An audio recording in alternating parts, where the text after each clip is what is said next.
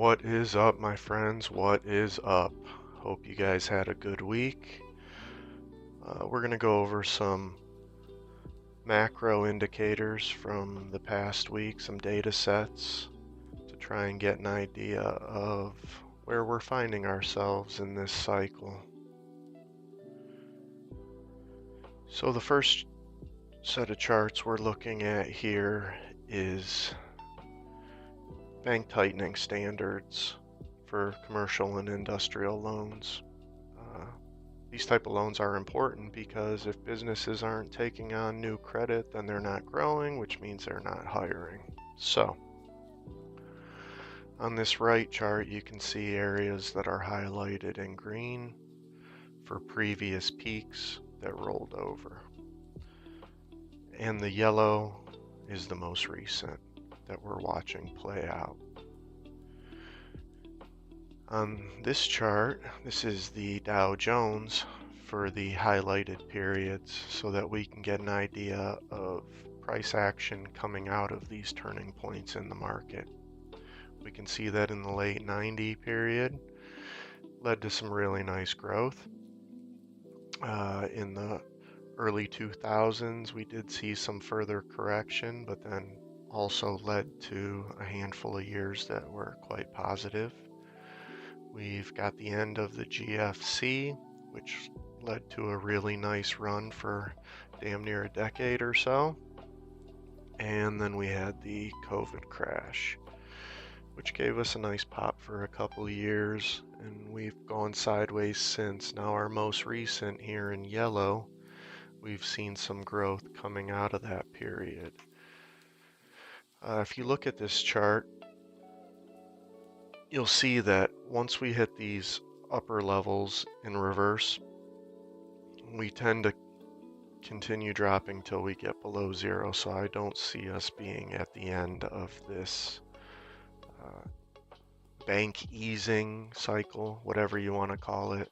Long story short, credit appears as if it's going to start growing for a bit. This is a chart many people are familiar with. This is the Fed Watch tool for upcoming interest rate hikes or easing.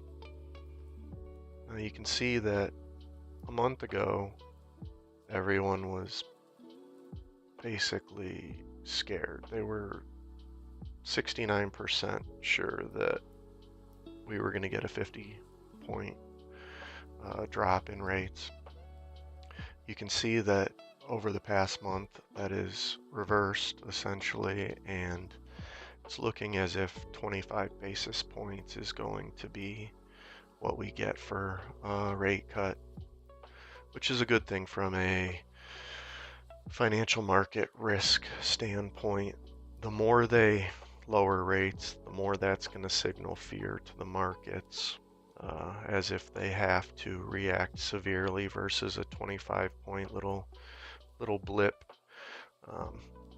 It just would signify whether righteous or not, whether justified or not. It would tell the markets that they're less concerned if we get this 25-point drop in rates versus if they go 50.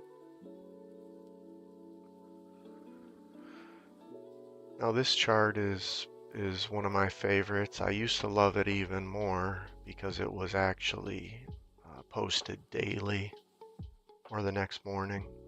And now they've introduced a 2-day lag to it. So this data that we're seeing on the right hand side of the chart is actually from Wednesday. So it's got a 2-day lag to it. And I've highlighted in orange here previous periods where we saw this similar increase in financial stress, which is what this indicator is, the financial stress index put out by the OFR through the government. You can see the previous 2 times in orange we had a spike but then rolled back over. Nothing came of it. You can see in pink here the most recent time we had this bump and it shot up, and we had a significant peak put in with increased volatility, which is circled here in red. That's this brown line here. Now you can see in yellow our current increase in financial stress is being accompanied by volatility being over zero. So that could indicate that we are going to be more similar to this recent time instead of past times. Time will tell. Just something to keep an eye on. And once again, corresponding dates and price action in the markets for these similar highlighted periods, orange highlighted, pink, and we are currently in this right here. So if we go back and look, none of them ultimately led to chaos or destruction in the markets. The most recent one obviously hurt the most, and the markets fell from 56 and change down to just above 5,000. So that's probably 8 or 9% off the top of my head. You can see we're obviously not done yet on our current correction. We don't know what that's going to ultimately end up as, but I just wanted to give some comparisons here for what some of these macro data sets coming out with regard to risk in markets are showing us and what that could potentially lead to. This chart is released every week through the Federal Reserve. This is the H.8, which is the Fed's balance sheet, essentially. And I highlighted a few data series here. The top one being bank credit. We can see that there was an approximate $18 billion worth of bank credit created this week, so that's a positive for liquidity. Loans and leases saw a corresponding 20 billion approximate creation this week, so again, positive for liquidity. Consumer loans to the tune of about 11.7 billion, which is again positive. I won't get into arguments right now over whether debt's good, bad, or otherwise. We live in a debt-based system, so if you're going to grow, you're going to have debt. It's just the way it is. I didn't make it that way. And then we have credit cards and revolving plans through consumers, and that one went up about 10.5 billion, 11 billion almost. Again, credit cards. Is it good, bad? I don't know. Time will tell. What I can tell you is that when you see credit increasing, that means liquidity is increasing, which means spending is increasing, which means profit margins are likely increasing, which shows, quote, health. Again, we can get into all the financial religion around debt and in the Ponzi schemes of the market, etc., but that's for another time, to be honest with you. Related to this, H.8 is a metric I love and hold dear to my heart, which is ODL. There's a gentleman by the name of Lacey Hunt who turned me on to this. He used to work for the Federal Reserve. He is a macro god, and this is his go-to metric for M2. I've stated it before, I'll state it again. This is released every week, so it gives us a more minute look into the world of liquidity, and I like to affectionately refer to this as Hillbilly M2. This is a period of time from the last, let's say, 45 years or so. There's only been a few moments in time where the year-over-year rate of change has dropped below zero. These 4 times I've shown on a previous chart in a video I made recently. And the reactions coming out of it, long story short, it is positive for markets, positive for liquidity, and a very good sign that doom and gloom is not yet here, and we have broken above zero.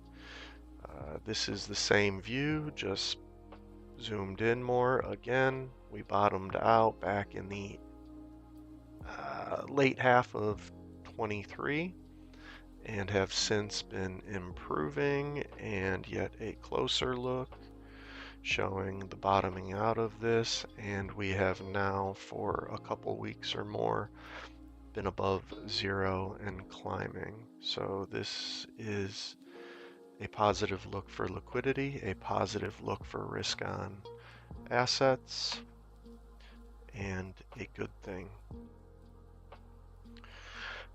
Now, this series of charts is from yet another market macro god, a younger gentleman, Eric, I don't want to butcher his name, EPB Research, and he is a macro stud, hands down. Many people in macro will take a group of indicators or data sets, index them, and then average them so that one data series doesn't totally skew your outlook. There's a high probability of one data series being out of sync with cycles or just giving a false signal, but when you group 3, 4, 5 or more of these things, it's less likely that the index you create from those indicators is going to throw you a curveball. So this is taking non-farm payrolls, weekly hours, household employment, the U3 unemployment rate, and insured unemployment rate, and creating an index from them. We can see here that we have peaked and started to roll over this previous quarter. These are the looks of the individual series themselves. You can see a flattening out of the household index. You can see unemployment has clearly been rising from these mid 3% levels we did just see recently. I believe it was yesterday, it ticked down to 4.2. So this would be approximately here in the middle, but clearly a rise in unemployment. And you can see that weekly hours have started to roll over a little. So while unemployment may not be taking a full-on hit, people are working slightly less hours. Now, he has a signal using this coincident index created out of those 5 data sets or whatever it was. And whenever that employment index of his declines more than 0.1% or 10 bips, it has historically indicated recession.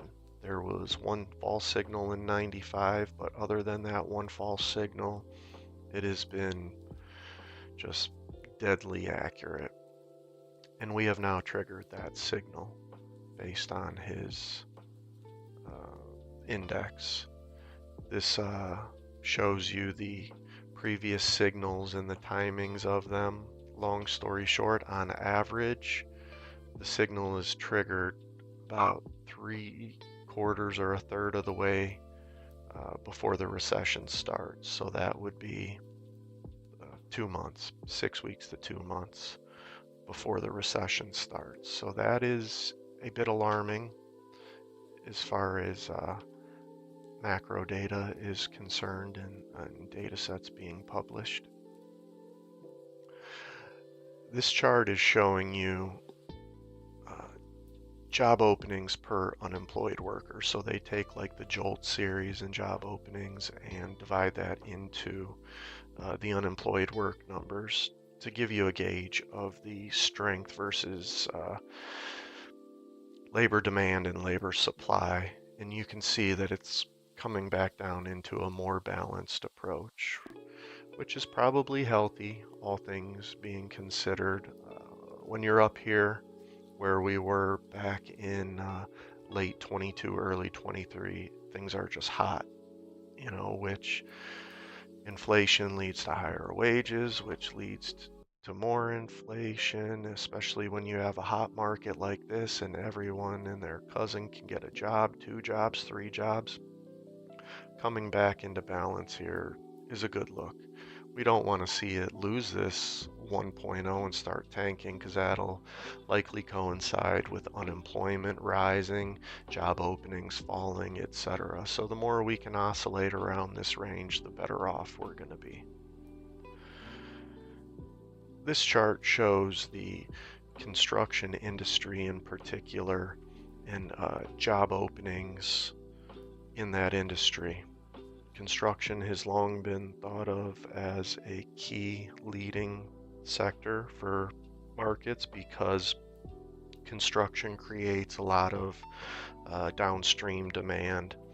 You build a structure, then people need to furnish the structure and fill it with whatever, computer equipment, HVAC equipment, furniture, people with residential projects that are going to lead to home sales, which is then going to lead to people furnishing them and filling them with washers and dryers and stoves, etc., etc. So construction is a key industry that's health is vital to a healthy economy, because when construction suffers, that is a clear sign that future growth is in jeopardy and definitely going to take a hit. So we are seeing a bit of a rolling over in the construction industry as a whole. Job openings are falling and have reached dangerously low levels when going back approximately 23, 24 years. This is a new low in that series. There's two ways to look at this. I tend to view it as we came from here in 23 all the way down to here now. That's pain, i.e., we have now felt this pain. There will be a little bit of lagging effects, but that tells me we are closer to a bottom than we are a top. When you start seeing these dangerous, damaging drops, if we've already come this far, chances are we're closer to the bottom than the top. So if liquidity comes back into the markets as it appears it is, etc., this can turn around and we can start seeing some nice strong growth. This chart kind of backs that up. Residential construction is of particular importance in the markets because this leads to a tremendous amount of downstream spending, as I mentioned. And we can see that payrolls are strong right now in residential construction. We have not seen this yet start to roll over and correct heavily. This is showing that once you see residential construction employment drop by 8 to 10%, that is a very recessionary indicator. You can see here that in the 90s, recession. That occurred in the dot-com bubble, recession. Greater financial crisis, recession. COVID was obviously a black swan / outlier, but recession. Currently, we are not seeing that. We are hovering and oscillating around this zero level, which is showing that residential construction is still holding on strong, which is a very, very, very good thing to see. So, long story short, I go through all these data sets to illustrate that for as much doom and gloom and negative prints as there are coming out of markets right now, there is a lot of reason to believe that it may not be as bad as the doom and gloomers are saying. And if we do see a recession, perhaps it will be a short recession that ends quickly, and we can resume our monetary methadone addiction and run these markets up to the moon.